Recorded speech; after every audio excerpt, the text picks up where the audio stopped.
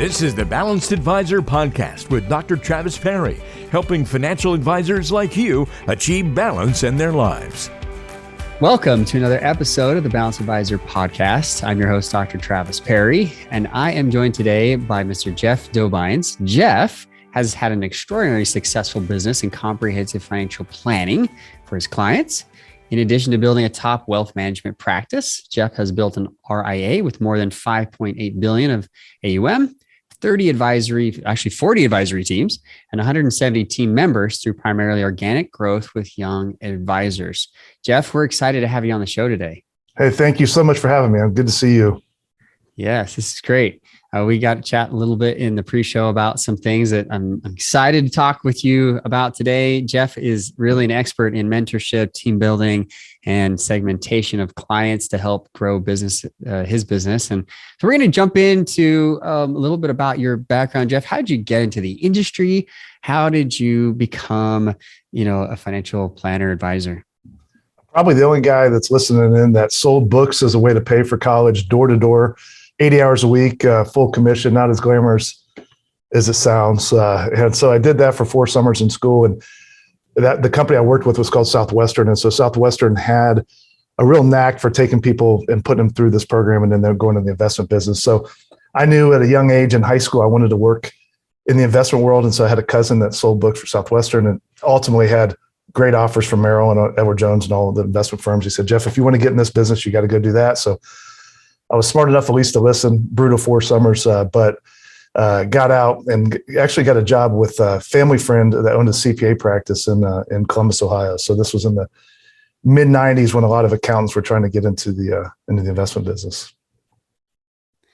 Awesome. And then you were there for a little bit. Then how did you get to where you are now? Tell us a little bit about that story. Yeah, like a lot of small business owners, people have a challenging time I found to kind of transition to the next generation. And so I kind of went through that in Columbus, and Southwestern said, hey, Jeff, we'd love to have you move to Nashville and help us start this business. So it's kind of an idea that we started actually 20 years ago this month. So it's I moved to Nashville in 2002 and just kind of was a one-man band. And then we've grown from 1 to nearly 175, 180 people. And this is a story we're going to talk about throughout our conversation today. Is, I work with a lot of advisors and some solo advisors, right? Who run great practices and they're content with that. Obviously you weren't. Obviously you wanted to grow this, and we're going to, get into those details and how, if you're an advisor out there looking to want to have this type of growth, how you can do it, because Jeff's the man.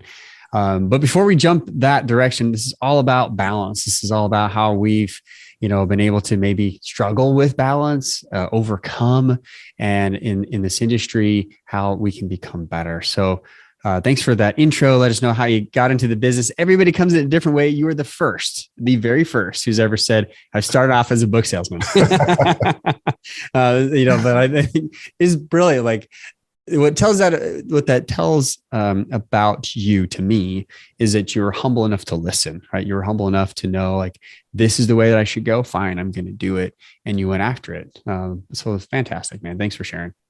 Well, thanks. I knew I wasn't going to get many offers based on my academic prowess, so I had to go through the work ethic mode. Yeah. That's fantastic. Well, let's start with telling us a little bit about what your definition of balance is. Everyone has a different definition. I've heard every single analogy in the book, but there's always a new one out there. If you have one, great. But tell us, what's balance to you?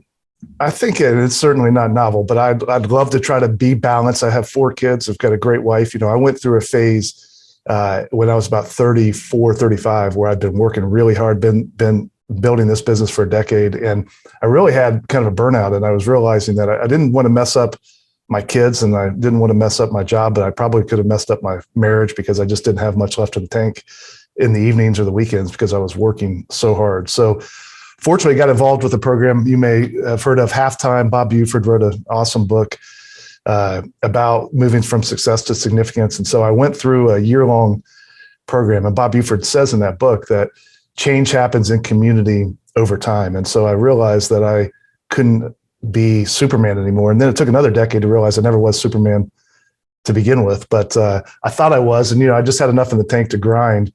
But I went through that program a decade ago, and it really did help reset my concept of success, and balance is success, but not just in financial, but also with your family, with your health. My health suffered quite a bit, and my kind of relationship with the Lord and my spiritual health was something really important. So now, as I look at it, even though we're growing the business, my primary responsibility and success is predicated on our kids and my marriage and my spiritual well-being, and then my health, and then ultimately the business. But it is cool to see that you can be successful. This is a unique business where you can have success, thank God, in all four of those aspects if you work at it.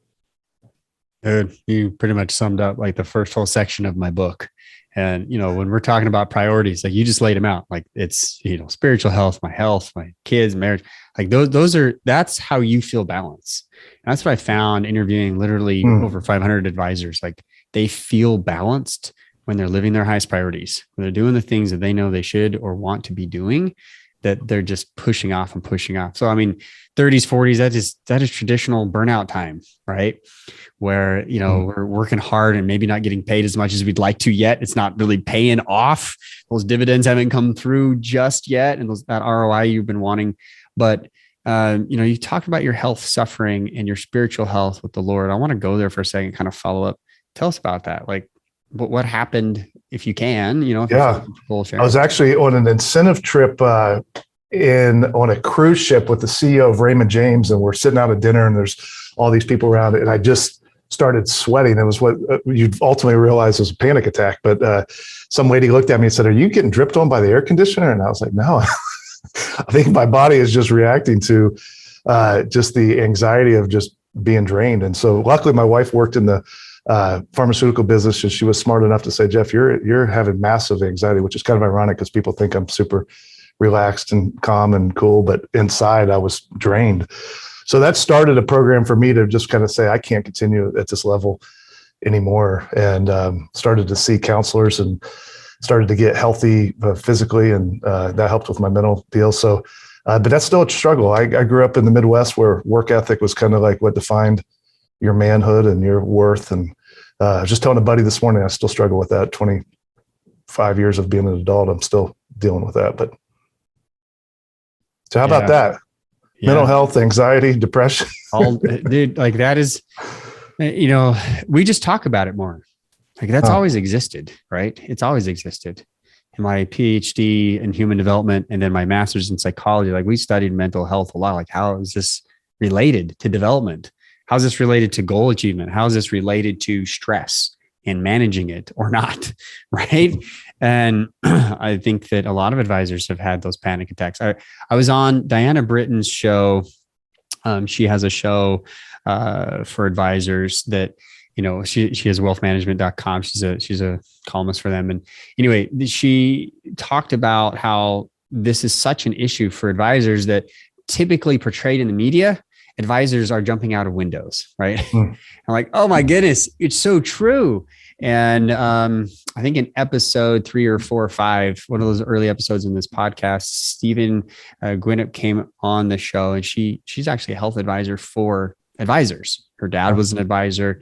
And so she knows, and she's actually writing a book about it right now, to really get into this health, specifically your physical health and how that's related.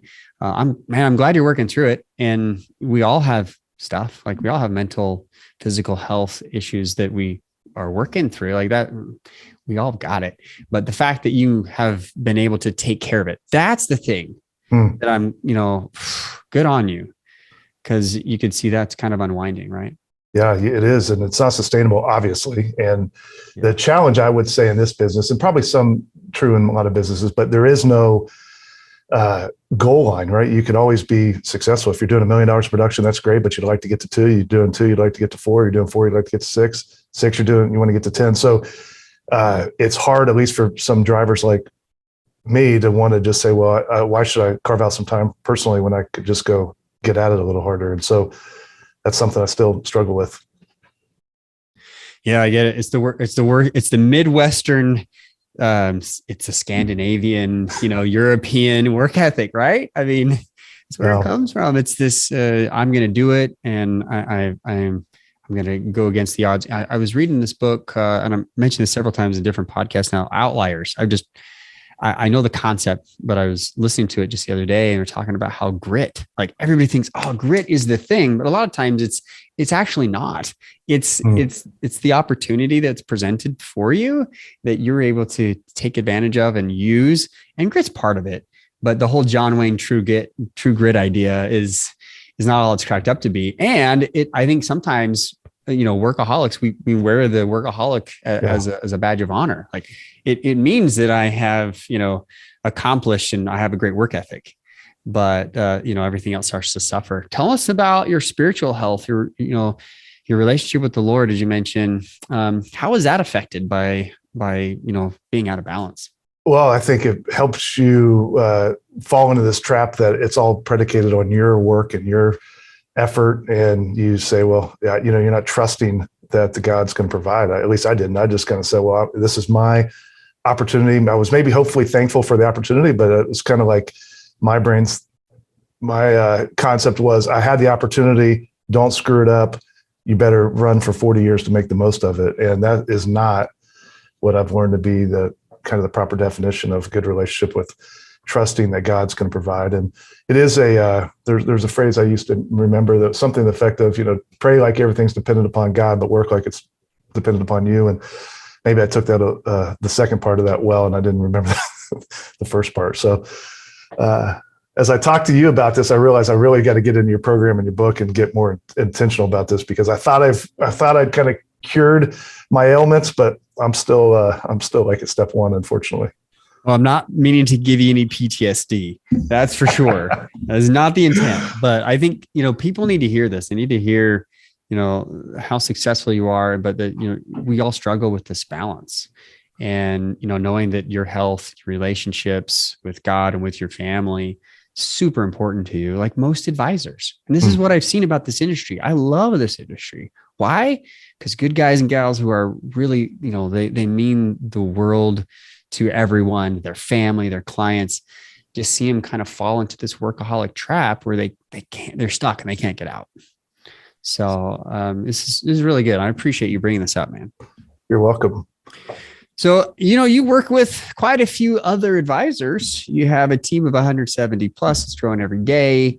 What do you think, as you've worked with them and you have buddies in the industry, you've worked in the CPA world, like you've seen it, somewhat of a veteran of this industry. What do you see as other advisors that they struggle with when it comes to balance? What do you think, like some of their biggest issues, 1, 2, 3, that you can maybe rattle off? I was watching a lot of March Madness the last couple of weeks, and there was a great Gap commercial, and I don't know who the actors were, or they might've been famous singers, but it started off with the guy saying, the bigger the dream, the bigger the team. And that really resonated with me, because what we've tried to do is recognize we didn't want to fail our clients. Like, I'm super obsessed about like exceptional customer service. Like, that is kind of what drives me. I feel like you owe it to people to deliver and to provide this great service. But I recognize I couldn't do that all myself. And so what we've tried to do is say, okay, in order to, if we want to provide exceptional service and actually get better every year and provide more services and do even more for our clients than we did 5 years ago, and I recognize I have limited capacity, the only way that I can fill this gap to continue to provide even better service every year is to build a team. So I've recognized that that's a hard thing for a lot of advisors, and it's kind of contrarian to what we're brought up to be, is we kind of want to be the person that people count on, and we're the person that they call when their spouse dies or they have an emergency or they're wanting to retire. And all that's true, but what I've seen, and it's still a work in progress for me, but your team can be that person. And so you can actually multiply and provide even better service. I just heard a guy on our team this morning, I was coming up the elevators talking to a client, explaining his new mentee, which we can talk about, but he said he's just an extension to me. So if I'm in a meeting and we'd love to get back to you within an hour and I can't, I wanted to have my new mentee available to help you answer your questions and see if we can't help you even faster and better. So we're just trying to exploit this concept of a leverage and scale, and you have to have human beings to do that, obviously. And so we've just tried to pour into that. So our whole specialty has been moving from kind of the early days of where you do everything as an advisor.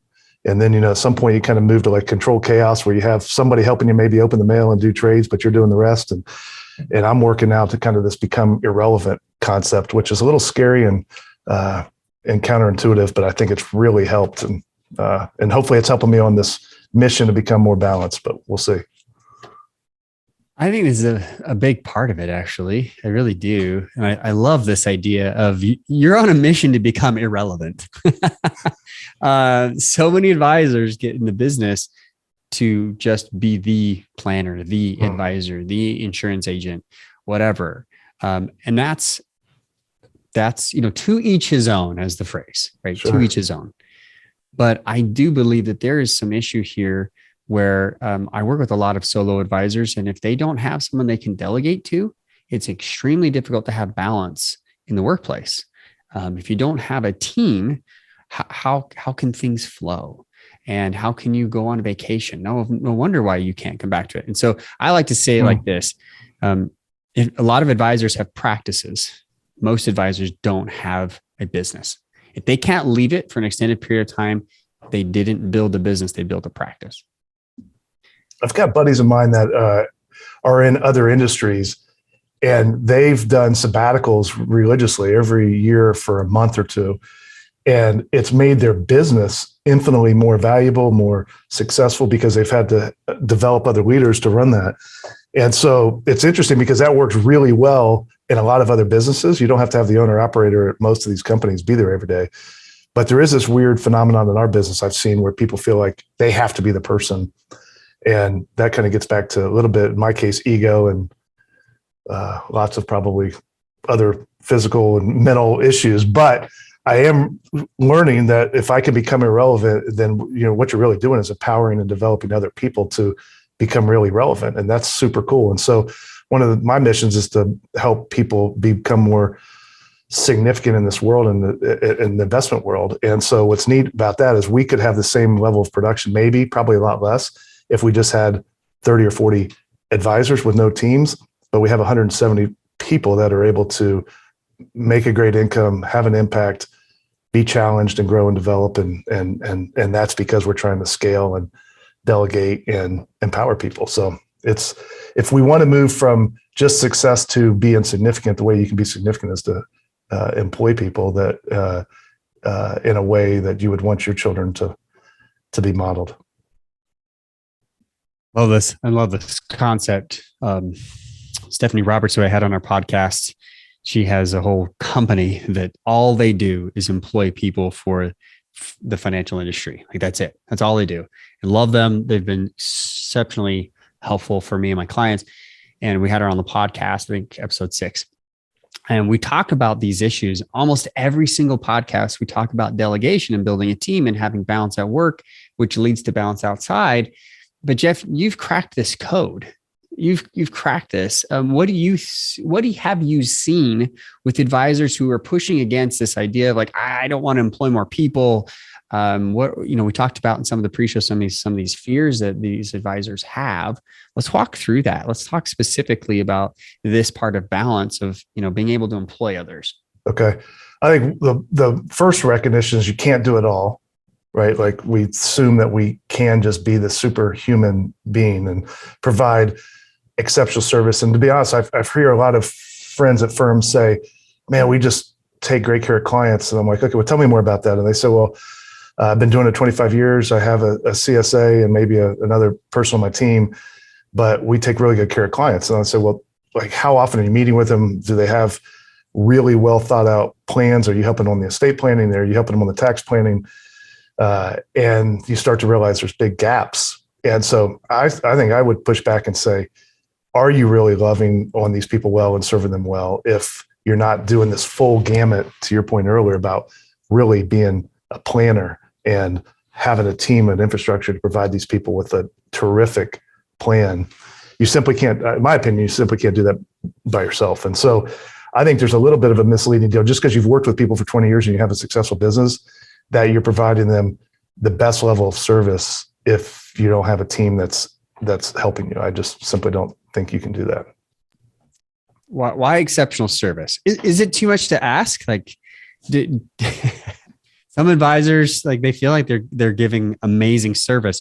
And quite honestly, Jeff, on this point, I think some advisors don't understand, but the the economy is moving away. Like, we're really good at looking at numbers and graphs and charts and the economy of the macro.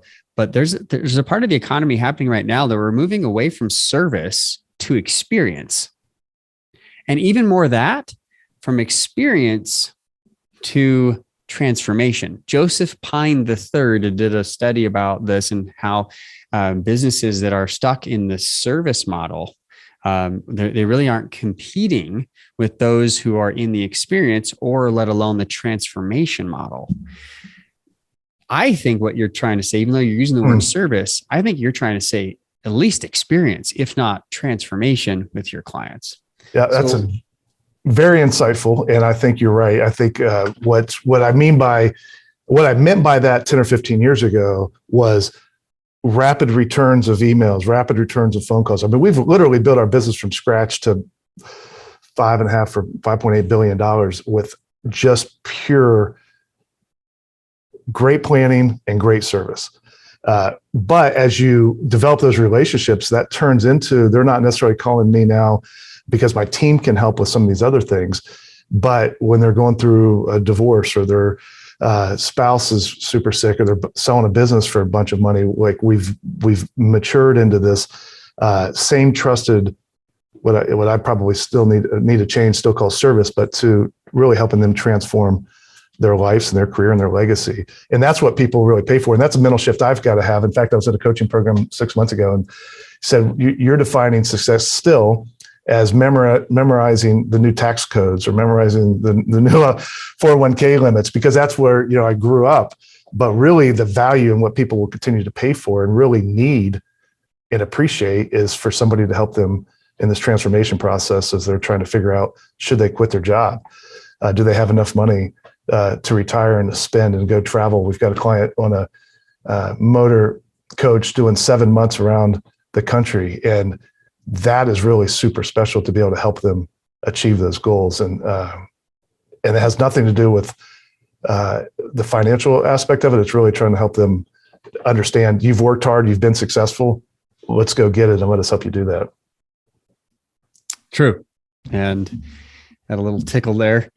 This is interesting, as you're mentioning, and I think what you're doing is exactly this. You're giving them an experience, if not transformation, that's helping them to they're falling over your name. They're referring out because they're becoming raving fans, right? Through that transformational process. I know that's really your goals, to help them, really rely, but not just on you personally. You set it up so that you rely on the team, because there is this expectation that's totally unreasonable for these solo advisors. Like, I got to get back to everybody within a certain period of time. I hear it, literally just heard it today. I got to get it back to them a certain period of time. Like, that's great, but you've got all these other things to do. You have to delegate these other things so that you can do what's most important in your business. I call it your sweet spot. Yeah. And what is it? What are the 5 or 6 things that are most important, not just the highest paying, but most important for your business to scale? So I love what you're saying here. Let me ask you a question. Why is it that we think that we can be in 2 places at once and we can do it all? What is it about us that makes that? So yesterday, my team and I were doing these funny videos. It may be a total flop, but it may be an epic success. But I think we're the only ones in this entire industry that are doing silly, stupid, cheesy videos for financial planners. Okay. I think we're the only ones so far. And I have a character. There's really 4 characters. There's the do-it-all. There's the productive workaholic. There is the personal developer, and there's the balanced advisor. And I play both the personal developer and balanced advisor, and my team, they play the do-it-all and the productive workaholic. And we just banter back and forth and have a great time. But the do-it-all really is trying to switch task all day long. Switch tasking doesn't work. We call it multitasking, but that's not scientific. We can't actually multitask with high brain power, energy. We can with low brain power energy. And so people argue that point, and that's a moot point. But switch tasking really is what causes us to feel like, we're doing everything at the same time. It's technology, man. It's all technology. Technology has driven us to the point that we need to act like a computer, who looks like it's processing everything at the same time. It's really not. And we've got all these screens. Like I've got 4 screens. And if I'm not careful, like I've just got to look at this one, shut everything else down and focus.